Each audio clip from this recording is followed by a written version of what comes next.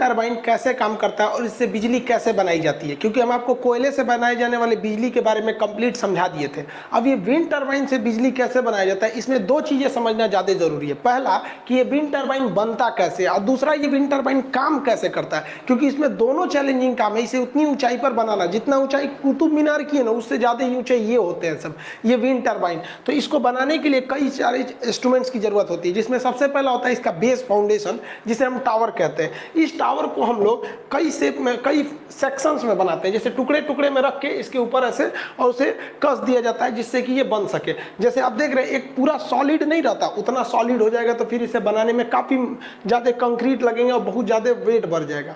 इसको खोखला रखने से एक और फायदा क्या होता है कि इसके अंदर से जो ऊपर से बिजली है उसे केबल द्वारा नीचे आराम से लाया जा सकता है। अगर खोखला नहीं रहता तो बाहर से लाना रहता, अंदर से आता है इसलिए केबल सुरक्षित रहता है। दूसरा, अंदर हम सीढ़ी बना देते हैं। सीढ़ी से क्या होता है कि अगर इसके हब में कोई प्रॉब्लम आती है ऊपर, तो अंदर सीढ़ी द्वारा हम लोग जा सकते हैं, नीचे से एक रास्ता देकर, एक फाटक देके। तो ये इसका भाग होता है टावर। ये डिपेंड करता है कि ऊंचाई कितनी है। अगर पहाड़ पे ऊंचे, जैसे टावर दिखेगा ना, टावर अगर किसी के घर पे बना देते हैं तो कम ही ऊंचा रहता है, जमीन से बनाना है तो ज्यादा ऊंचा रहता है। ये 80 से 100 फीट तक ऊंचे होते हैं। ये टावर डिपेंड करता है कि एरिया कैसा है। अब इस टावर के ऊपर लगाना होता है आपका ब्लेड और हब। ये जो ब्लेड होते हैं, जो विंड टरबाइन के ये ब्लेड होते हैं, 3 ब्लेड का प्रयोग किया जाता है। ये 3 ब्लेड होते हैं। ये ब्लेड काफी लंबे होते हैं, लगभग 60 फीट इतना ऊंचे होते हैं, यानी 5 से 6 मंजिला, 8-8 मंजिला ऊंचे ये ब्लेड होते हैं सब। अगर आप छोटे शहर में रह रहे हैं तो आपके शहर की ऊंचाई, जो मैक्सिमम ऊंची बिल्डिंग है उसका इसमें 1 ब्लेड होता है, क्योंकि छोटे शहरों में ना आपका 7 से 8 मंजिल से ऊंचा बनाने नहीं देता है। बड़े शहर दिल्ली उल्ली रहिएगा तब तो आपको बड़ी बिल्डिंग मिलेगी, इतनी ऊंची होती है। इन ब्लेड्स को ले जाना सबसे बड़ा पहाड़ होता है। देखिए कितनी मुश्किल से इस ब्लेड को ले जाया जाता है, कितने ट्रक्स वगैरह लगाए जाते हैं, स्पेशल ट्रक बनते हैं जो इसे ले जाते हैं, क्योंकि ये हमेशा इस विंड टरबाइन को पहाड़ी एरिया में सेट किया जाता है और पहाड़ी एरिया में सड़कें अच्छी नहीं होती हैं।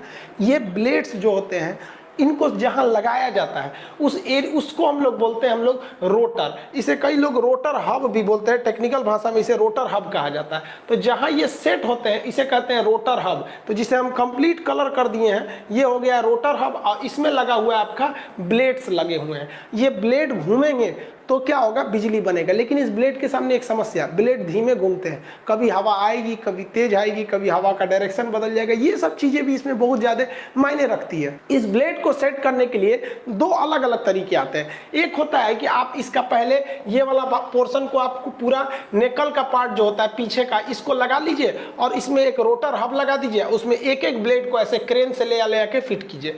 और नहीं तो दूसरा तरीका होता है कि आपने टावर को खड़ा कर दिया, ये टावर हो गया।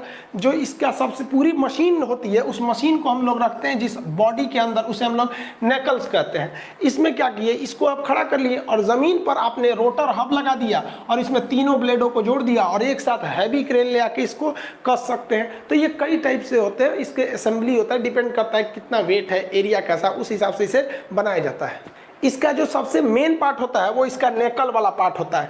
ये बहुत ही बड़ा पार्ट होता है। अगर आप इसको देखेंगे तो इसमें एक आदमी दिख रहे होंगे, 2 आदमी यहाँ दिख रहे हैं सर। ये बहुत बड़ा होता है, एक घर बराबर होता है। सोचिए इतना बड़ा होता है, मतलब 3 BHK का जो फ्लैट होता है ना, 3 कमरा वगैरह वगैरह, 3-3 कमरे बराबर इसका ये नेकल वाला पार्ट होता है। ये वाला पार्ट इसमें हम लोग अलग, ये तो खोखला बना दिया जाता है। इसमें जो हैवी पार्ट्स को रखने होते हैं उसको क्रेन से उठा के रखा जाता है। जैसे आप देखिए ये वाला, तो ये इसका तो ये हो गया टावर और ये हो गया इसका नेकल वाला पार्ट। इसमें एक आदमी है और ये क्रेन से उठा के इस मशीन को इसमें पुट किया जाएगा और ये सेटल करेगा उसका जगह कैसा है। तब इसमें आपको गियर बॉक्स रखना पड़ेगा, ब्रेक रखना पड़ेगा और उसके पीछे अल्टरनेटर को रखना पड़ेगा। यही वाला मेन पार्ट होता है, ये ही बिजली को बनाता है। और बाकी तो होते हैं वो घूमने के काम करते हैं। इस पार्ट को हम लोग नेकल के नाम से जानते हैं। अब इसके अंदर समझते हैं गियर बॉक्स कैसे काम करता है। देखिए गियर बॉक्स का काम क्या होता है, लो आरपीएम। आरपीएम मतलब क्या होता है, रिवोल्यूशन पर मिनट, लो आरपीएम। कोई चीज धीमी घूम रही है ना, उसको वो तेज कर देता है, उसी को हम लोग क्या कहते हैं, गियर बॉक्स कहते हैं। नॉर्मल समझिए, साइकिल को देखिए, साइकिल को जब आप डबल स्पीड पे खड़े कर देते होंगे तो इस पैडल को, जो ये साइकिल का पैडल होता है, इसको थोड़ा भी घुमाइएगा ना तो ये जो चक्का होता है बहुत तेज घूमता है। अगर आप इसे एक बार घुमा देंगे ना तो इसे 15 से 20 बार घूमेगा, यानी इसका 1:20 का रेशियो रहता है। एक बार अगर आप इसको घुमा दिए तो वो 20 बार इसको घुमा देगा। और वही अगर चेन उतर जाएगा या अच्छा से काम नहीं नहीं करेगा, जाम चलेगा, तो जो बार इसको घुमाइएगा उतने बार ये चक्का घूमता है, तो कहते हैं बड़ी जाम चल रहा है, तो इसका सर्विसिंग किया जाता है यहाँ पर। तो वही काम करता है इसमें गियर बॉक्स। जैसे ये तो रोटर है, इसमें लगे रहेंगे ब्लेड, तो ये तो बाहर का हिस्सा है, इसमें ब्लेड लग जाएंगे, कई तो ब्लेड लगा दीजिए, यहाँ हम ऐसे ब्लेड लगा दे रहे हैं समझने के लिए। इसके पीछे ये साफ्ट होता है, साफ्ट उसे कहते हैं जो घूमने वाला रॉड होता है, ये साफ्ट, ये जुड़ा होता है इस गियर बॉक्स से। गियर बॉक्स वही काम करता है जो साइकिल का ये पैडल काम करता है, यानी अगर ये जितना घूमेगा उसकी स्पीड को ये बढ़ा देता है, आरपीएम बढ़ा देता है। इसका जो रेशियो होता है 1:90 का रहता है। अब सोचिए आजकल तो जो मॉडर्न आ गया 1:100 आ गया है सब, 1:100, यानी ये वाला जो विंड है अगर एक बार घूमेगा तो उसके अंदर वाला वो 100 बार घूम चुका रहेगा। अब आपको भले लगता है कि उसे पूरा लुसुर लुसुर घूम रहा है, तो जो इंजीनियर बन के बीटेक किए हैं सब ना, हमारी ज़िंदगी को आसान इन इंजीनियरों ने किया है। भले आज इंजीनियरों की संख्या ज़्यादा होने की वजह से उन्हें ज़्यादा वैल्यू नहीं मिल पाती, लेकिन रियल में हमारी ज़िंदगी आसान इन इंजीनियरों ने ही बनाया है। तो जो धीमा धीमा आपको दिख रहा है, एक्चुअली में जितना दिख रहा है ना उससे 100 गुना अंदर ये वाला गियर बॉक्स उसको नचा देता है। सोचिए इतना ज़बरदस्त होता है, क्योंकि हवा जो होती है कभी धीमी चलेगी कभी तेज चलेगी। हवाओं का स्पीड कभी हो जाता है 11, कभी हो जाता है 90 किलोमीटर प्रति घंटा। तो इस टरबाइन को चाहिए मैक्सिमम स्पीड कितनी चाहिए, 80 किलोमीटर प्रति घंटा की चाहिए। तो यानी आप धीमा भी घुमाएंगे ना तो ये उसको क्या कर लेता है, तेज कर लेता है। लेकिन आंधी में तो ससुरा ये ऑलरेडी तेज हो जाता है। तो इसमें एक ब्रेकिंग सिस्टम लगा होता है, साइड में एक ब्रेकिंग सिस्टम लगा होता है, जो ओवर स्पीड होने पर उसको क्या करता है, ब्लेड को थोड़ा सा ये गियर बॉक्स में से स्पीड को घटा देता है। यानी इसके अंदर जो स्पीड जा रही है वो डिपेंड नहीं करता है कि बाहर हवा कितनी तेज चल रही है या ब्लेड कितना तेज घूम रहा है। अंदर का जो गियर होता है वो डिसाइड कर लेता है। आप भी गाड़ी चलाते होंगे तो स्पीड बढ़ाना होता है तो क्या करते हैं, जोर से ऐंठते हैं। हाँ, अरे गियर चेंज करते हैं, 4 के गियर में लगे तो नहीं, उतने ऐंठिएगा तो बहुत तेज भाग जाता है। तो गियर बॉक्स जो होता है आरपीएम को बढ़ाने घटाने का काम करता है, जबकि ब्रेकिंग सिस्टम जो होते हैं वो क्या करता है, ओवर स्पीड में इसके ब्लेड्स की गति को थोड़ा सा धीमा कर देता है ब्रेक लगाकर। इस तरह से जब गियर बॉक्स के पीछे का जो साफ्ट लगा है ये है आपका जनरेटर, इसे अल्टरनेटर भी कहिए या जनरेटर कहिए, ये घूमेगा। आपको पता है कि इसके बाहर में एक मैग्नेट है और अंदर एक छोटा सा मैग्नेट है। इस छोटे मैग्नेट में ये साफ्ट जुड़ा हुआ है। छोटा मैग्नेट घूमेगा तो इसमें इंडक्शन के फ्लक्स उत्पन्न होंगे और बिजली पैदा हो जाएगा। तो पीछे का ये अल्टरनेटर जो है ये क्या बना देता है, बिजली बना देता है। तो यहाँ पर ये बिजली बनकर कंप्लीट हो जाती है। इस बिजली को अब बस क्या करना है, यहाँ जो बिजली बनी हुई है इसे हमको केबल्स की मदद से नीचे भेज देना है। ऊपर बिजली बन गई, लेकिन यहाँ एक समस्या आती है, हवाओं का जो डायरेक्शन होता है कभी बदल जाता है, कभी पश्चिम से बहने लगता है कभी पूरब से बहने लगता है। स्पीड को तो हमने गियर बॉक्स से मैनेज कर लिया कि स्पीड कम आएगा तो गियर बॉक्स उसको 90 से 100 गुना बढ़ा देता है, और अगर स्पीड बढ़ गया तो क्या होता है, ब्रेकिंग सिस्टम स्पीड को कम कर देता है। तो स्पीड का प्रॉब्लम खत्म हो गया। अब प्रॉब्लम आ गई है डायरेक्शन का। तो डायरेक्शन को मैनेज करने के लिए जो इसका नेकल वाला पोर्शन होता है, ये पोर्शन नेकल कहते हैं इसे, इसके पीछे हमारा एनीमोमीटर लगा होता है। आप इसे देख रहे होंगे, इस तरह से एनीमोमीटर लगा होता है। ये एनीमोमीटर हवाओं के डायरेक्शन को देखता है। आप देखते होंगे हवाओं की गति को नापने वाला एनीमोमीटर लगा होता है। इस डायरेक्शन में इस तरह से कटोरी बनी रहते हैं सब एनीमोमीटर। ये एनीमोमीटर हवाओं के डायरेक्शन को देखता है और इस हिसाब से इसके पूरे ये गर्दन को, ये ऊपर वाला जितना पोर्शन है ना, नेकल वाला पोर्शन, इस पूरे गर्दन को ये घुमा देता है, पूरे के पूरे गर्दने को घुमा देता है। तो ये जहां से घूमता है ये नीचे वाला पोर्शन, इसको हम लोग कहते हैं यॉ। इसे क्या कहते हैं, यॉ। और घूमने को यॉइंग कहते हैं। अंग्रेजी में आईएनजी लगा देंगे तो मतलब समझिए काम हो रहा है। जैसे डांस, आईएनजी लगा देंगे, डांसिंग माने नचिए रहा है, ईटिंग, गोइंग माने चालू है, आईएनजी माने चालू है। तो इसे यॉ कहा जाता है। घुमा देता है तो यॉइंग कहते हैं। तो विंड टरबाइन में यॉइंग बहुत जरूरी है।